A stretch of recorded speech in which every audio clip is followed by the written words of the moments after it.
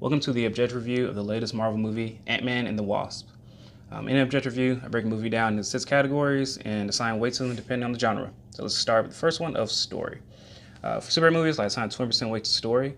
The general plot of it is that Ant-Man, Hank Pym, and the Wasp are trying to find their mother who's stuck in the quantum realm. We learned in the last movie that when Ant-Man went to the quantum realm that there may be hope that their mother, Jan Van Dyne, is back, or they can come back. And as our antagonist, we have Ghost, who is also trying to find the quantum realm for some reason. I don't want to explain too much, but she's not a typical Marvel villain in a sense. She has a good reason for what she's doing, even though she kind of comes off. She's not that flashy, and she's really not that charismatic. You can concern about her a little bit more. You can kind of care for her a little bit more. So you have our protagonist trying to get to the quantum realm, and you have our antagonist, Ghost, and you have a third party there, which is pretty annoying. They seem like they're just there just to be there, and they're really out of place. But the thing I like about the story is that it is small scale, just like the last Ant-Man movie, but unlike the last Ant-Man movie, I feel like this movie has higher stakes. We know what those stakes are. They really want to get their mother back. This is the only chance they have. So for the story, I give it a 7.5 out of 10. It wasn't that great. Ghost wasn't that memorable, and the story is it's a good story. It's a good time. So next is emotion. In the superhero movies, I assign a 25% weight to emotion, and the emotion of the story was okay. I think it was kind of hard to be very emotional because the movie didn't take itself that seriously, so it was hard to take the situations and the characters all that seriously. So it came off as a little bit silly. I really wish that the climax of the film was a little bit more emotional than what it was. But there is some happy and glee in it. There's no point in this movie that I felt like I was close to tears or anything, or just really getting involved in these characters. The emotion was okay. It was very serviceable. So for that, I give a score of 7 on emotion. Next is action. In superhero movies, I assign 20% weight to action. And the action in this movie was okay. Wasp was definitely the best part of it.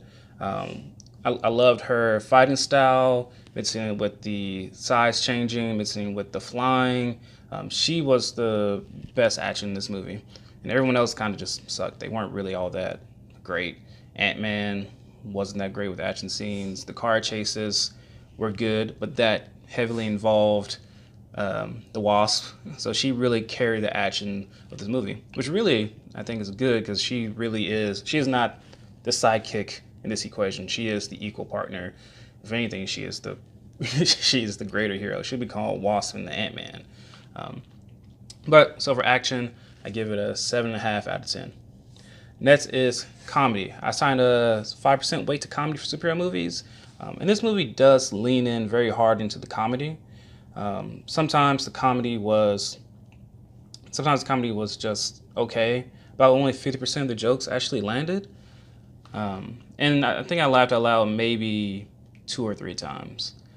But the supporting cast, they come off so silly and cartoony that I don't really laugh with them, more so laugh at them. I really don't like T.I. But the comedy was really good. There was chuckles all throughout and a little bit of LOL moments. So for the score of comedy, I give it an 8 out of 10. Next is on to acting. And for superhero movies, I have 15% weight to acting. This movie doesn't really have any great performances in it. I think everyone does a pretty solid job. Paul Rudd is essentially Paul Rudd. He's been in every single movie. And the rest kind of just coming in and earning a paycheck. But they're all good, except for the supporting cast. I really dislike the supporting cast. The crew that is with Michael Pena. Michael Pena is good. I actually liked him more in this movie than I did the last one. But I really don't like T.I. as an actor. He just doesn't do well. He always comes in with that same southern accent of, "Hey, shorty, what I supposed to do?" And I don't like it. It's really annoying. And the other guy's accent is just way too strong that you know it's not real.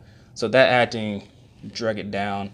I think I would have given the acting score a 7.5 out of 10 if it wasn't for that, because everyone does a serviceable job. Everyone else does, but they just kind of drug it down to a 7. So on to directing. I give directing a 50% weight for superhero movies.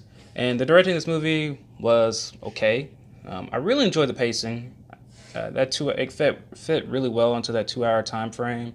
It never lagged anywhere, even though action scenes weren't needed to move the movie along. I think just the character interaction was good to help move the movie along, and the comedy kept the pace up a lot.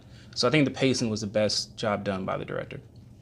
When it comes to cinematography, that was I didn't really love it. There was no scenes I felt like were great. No screenshots I feel like were that great.